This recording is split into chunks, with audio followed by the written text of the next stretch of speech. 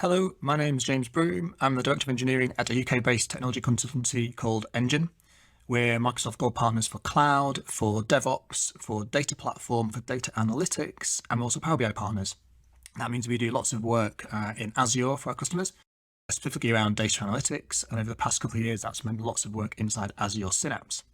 Over the next 10 minutes, I'm going to talk specifically about one feature of Synapse called Synapse SQL Serverless. I'm going to talk about how you can use Synapse SQL Serverless to create structured views over your files in your data lake.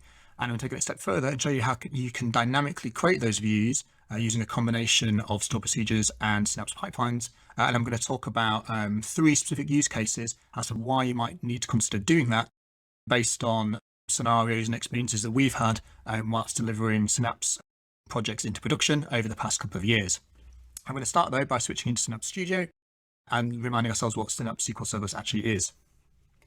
So over here we've got a CSV file, and this is a file in our data lake. If we right click, we can do new SQL script and do select top 100 rows, and we can hit run, and immediately we get some data back, which is the data inside our CSV file.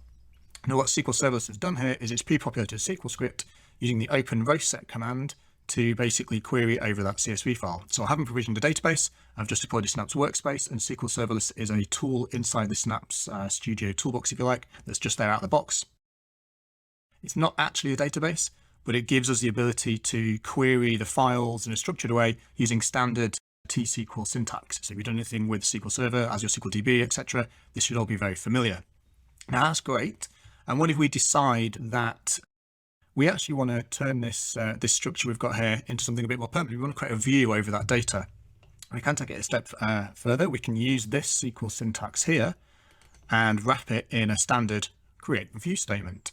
And if we run that using the same open row set command in the middle, if we navigate to our SQL Serverless pool instance and refresh our views, we can see we now have an orders view, which we can query using very standard select everything from our DBA orders view, and we get the same data.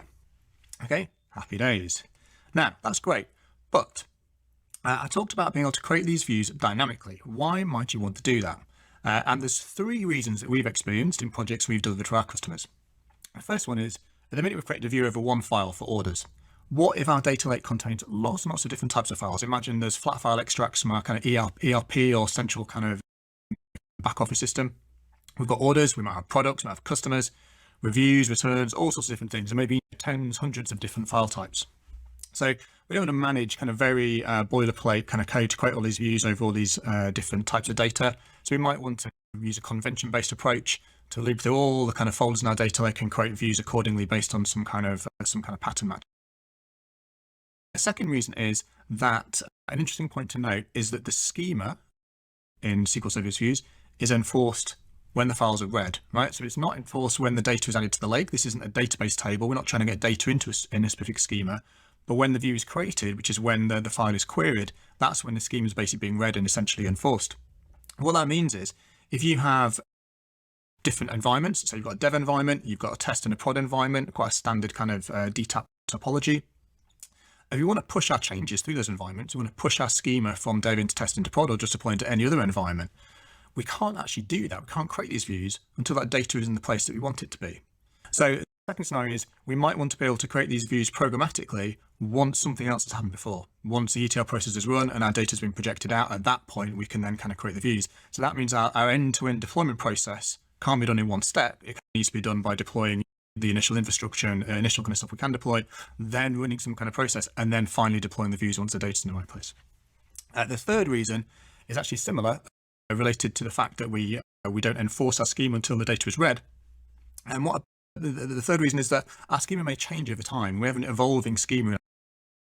This may be for all sorts of reasons. It may be completely expected. It may be during the development phase of your data platform. On day one, you may expect 10 columns in your CSV file, and the next week actually you need another 3.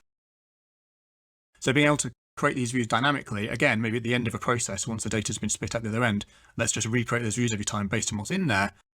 It can be a kind of very low maintenance kind of time saving solution. Basically, you're delegating the responsibility of creating the schema of the views to the thing that's creating the data projections that you want to create the views over as well. All these 3 scenarios are things that we've experienced in real life. Well, the nice thing is is the approach I'm going to show you of how to do this applies to all of those scenarios. So let's kind of look at that further. So we've got our view here. First of all, let's just delete our orders view. I've got a script to do that. Drop view. So let's start again. That's now gone. Our view to create the orders is tightly coupled to our orders CSV file at the minute. It's just gonna use that. But what we can do is create a view that's not tightly coupled and is actually convention based and parameterized. So this view here, what we have to actually do is wrap it in a stored procedure, and you can create stored procedures inside SQL Serverless. So we've got a stored procedure called create SQL Serverless view. And what I'm doing is just passing in a single character, which is name. And that name is being passed into something we all know and love, a bit of dynamic SQL. The name gets passed into here, and we're basically building up dynamically the statement to create the view using the name. Still got the open row set command, and we're passing the name into the path in the data lake. So it's relying on the convention that our orders would live under an orders folder, products would live on a products folder, etc., etc. So if we had one view, if we had 100 views, the same thing would apply. We create this stored procedure. The stored procedure now lives in SQL Serverless, and executing it would just be as expect. So if we run this, we now execute our stored procedure for orders. We go back to our SQL Serverless pool. I did delete it, and now we have exactly the same thing again. So that's step one. Now we've got a convention-based stored procedure. That means we can create a view based on any kind of folder path that we pass in. And clearly, your own use cases might be different. You might want to change the convention and change the pattern matching, and you might need more parameters than just name. For example, you get the principle of kind of what we do. Let's drop this view again and refresh this again so that it's gone. Okay, so the second step is now we've got the stored procedure. How do we execute it?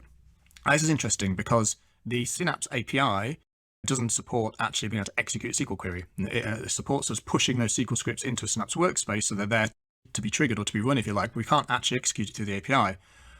Well, we can do those. We can use standard command line kind of SQL tooling like SQL CMD. We could do that and run it, but also we could do something that's in the box in Synapse. We could use Synapse Pipelines.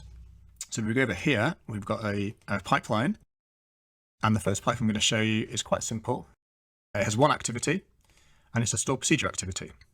Now the stored procedure activity is using a linked service, which I've already set up, and the linked service is actually based on a SQL Server connection pointing to the endpoint for the Synapse Serverless that you can obtain from the pane in Azure when you've deployed the workspace.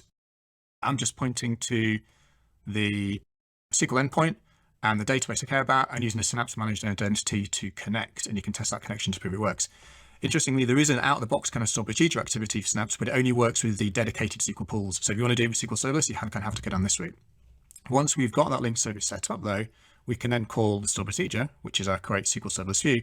And in this example, I'm passing in one parameter, which is our name parameter, and hard coding it to orders.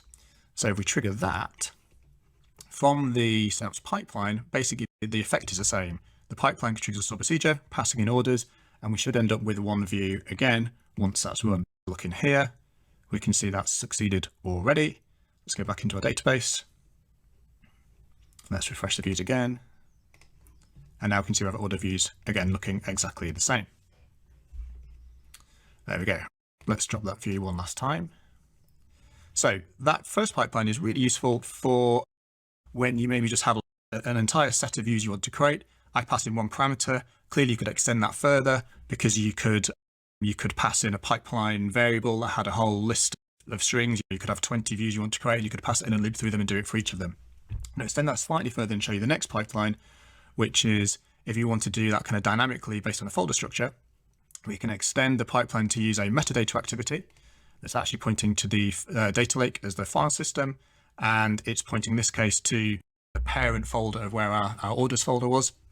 It's getting the child items, that's getting passed into a for each activity, and the for each activity is basically getting, using the parameterized notation, getting the child items. So for every folder in that parent folder, it's calling into the same SQL Serverless view activity, and in this case it's dynamic because it's taking the item.name. So basically it's going to read all the folders for each folder, call into the same activity, and it's going to pass in the folder name and then call the same procedure. So we've run that one to show you how that works. I've only got one folder in the data lake, so the results should be the same.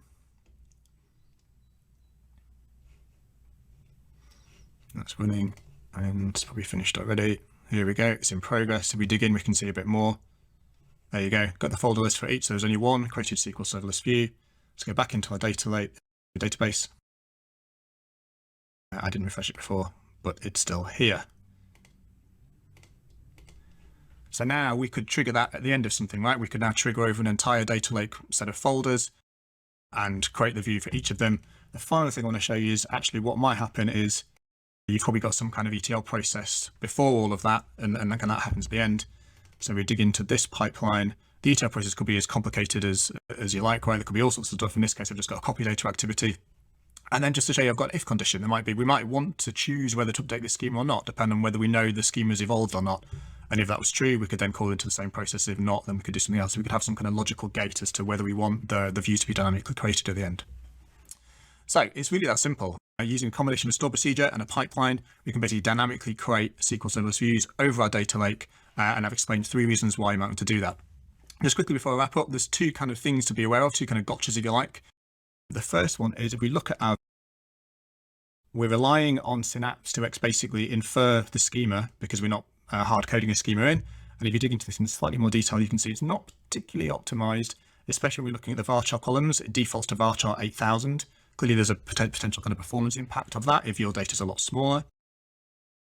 You could extend that store procedure quite easily to be a bit more granular in terms of what it's going to do based on the kind of data type you're expecting. So there's kind of ways to tweak that. The second thing is to talk about the schema evolution aspect. If you are expecting your schema to change a lot and you want to kind of manage that properly, then your mileage may vary with this approach, and you may want to start looking at something like Delta Lake using Spark, because there's a lot more support for that type of scenarios in that technology. Now that brings us into this talk. Hopefully you found it useful. Hopefully you realized how flexible and powerful a combination of SQL Serverless and dynamic view creation in Synapse Pipelines can be. So with that, I'll just say thanks for listening and have a great day. Bye-bye.